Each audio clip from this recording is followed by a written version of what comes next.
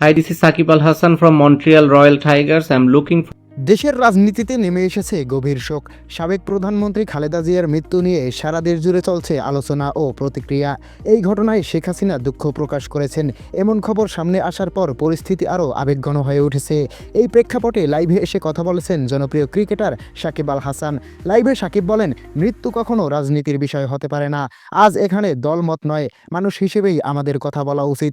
তিনি আরও বললেন, একজন মানুষ চলে যাওয়া মানেই একটি দীর্ঘ রাজনৈতিক অধ্যায়ের ইতি। সাকিব লাইভে উল্লেখ করেন, শোকের সময় বিদ্বেষ নয়, বরং সংযম ও সহানুভূতি হওয়া উচিত আমাদের সবচেয়ে বড় পরিচয়।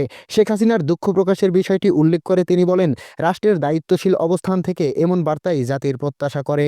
লাইভ চলাকালীনই সামাজিক যোগাযোগ মাধ্যমে শুরু হয় তীব্র আলোচনা। কেউ সাকিবের বক্তব্যকে মানবিক ও সময় উপযোগী বলেছেন, আবার কেউ সমালোচনাও করেছেন। তবে প্রশ্ন একটাই, এই শোকের মুহূর্তে আমরা কি বিভাজনের রাজনীতি ছেড়ে মানবিকতার পথে হাঁটতে পারবো? আপনার মতামত কমেন্টে জানান। আর এমন আপডেট পেতে চ্যানেলটি সাবস্ক্রাইব করতে ভুলবেন না। Hi, this is Sakib Al Hassan from Montreal Royal Tigers. I'm looking